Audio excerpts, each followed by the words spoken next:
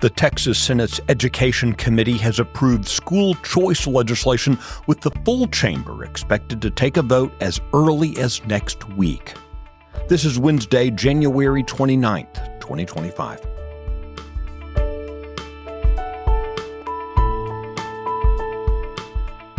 Texas Scorecard presents the day's first news for the Lone Star State, the Texas Minute, with your host, Michael Quinn Sullivan.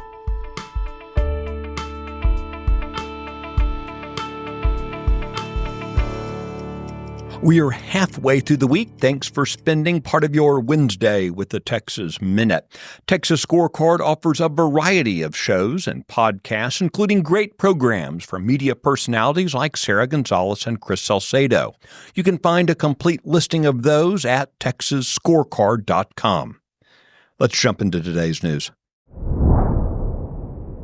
By opting to bypass a vote on the chamber's housekeeping resolution, House Speaker Dustin Burrows effectively blocked consideration of lawmakers' pre-filed amendments, some of which touched on high-profile issues. So let me back up here. Speaker Dustin Burrows announced on Monday that members of the Texas House would not vote on the standard housekeeping resolution that's typically passed at the start of each legislative session. This procedural step, which addresses matters like staff pay and the office budgets, also has provided an opportunity for members to propose and vote on amendments addressing House operations. Among the amendments that Burrows prevented from reaching the floor for discussion was one requiring that all House employees be U.S. citizens. Another would have reduced office budgets for House members if the chamber didn't deliver at least $12 billion in property tax relief during the session. Despite declining test scores, the commissioner of the Texas Education Agency expressed, quote, optimism for the future of public education in a report recapping the 2023-2024 school year. According to the agency's 2024 annual report, only 48% of third grade students read at or above grade level. That's a 2% decline from the previous school year. Just 42% scored at or above grade level in math, which is a 3% decline. Performance data for 8th graders was only slightly better, with 56% reading at or above grade level and 49% at or above grade level in math. Again, those numbers are a decline compared to previous years. Education Commissioner Mike Mrath acknowledged that the state's education system, quote, faces significant challenges and obstacles, yet he said Texans can take pride in the progress towards growing opportunities for all Texas students. The Texas Senate's Education Committee held a hearing yesterday on school choice legislation that they then passed out for the full Senate to consider as early as next week. According to Republican State Senator Brandon Creighton of Conroe, up to 100,000 students could take advantage of the Education Savings Account program in the 2026-2027 school year. That constraint is based on the funding limitations for the coming biennial budget.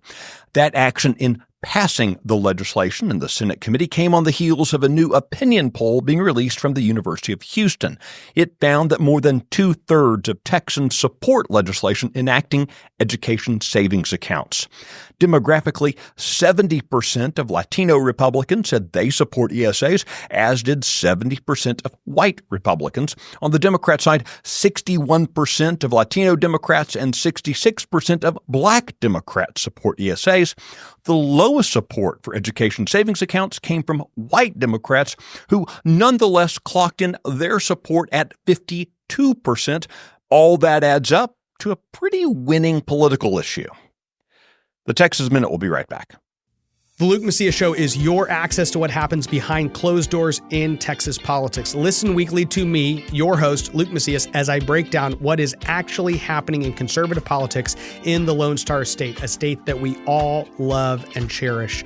Listen weekly wherever you listen to podcasts. This show is a product of Texas Scorecard.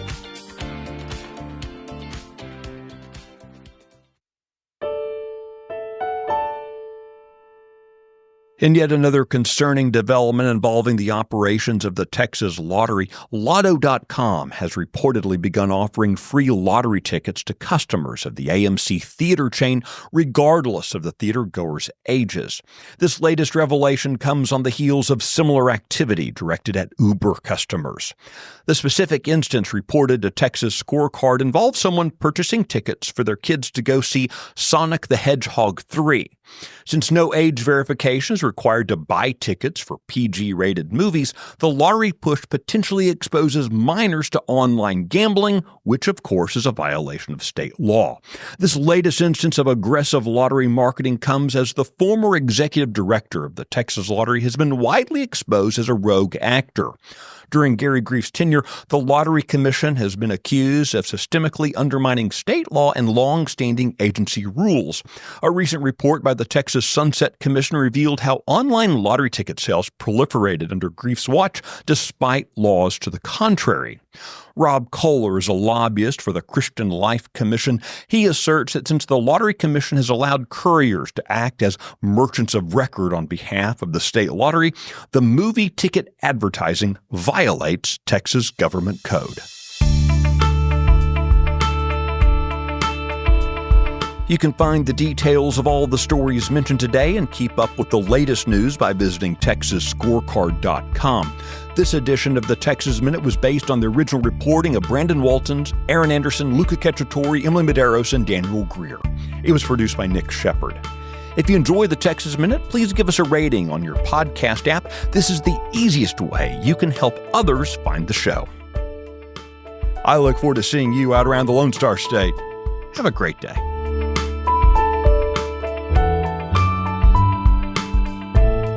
Thanks for listening to the first news of the day for the Lone Star State.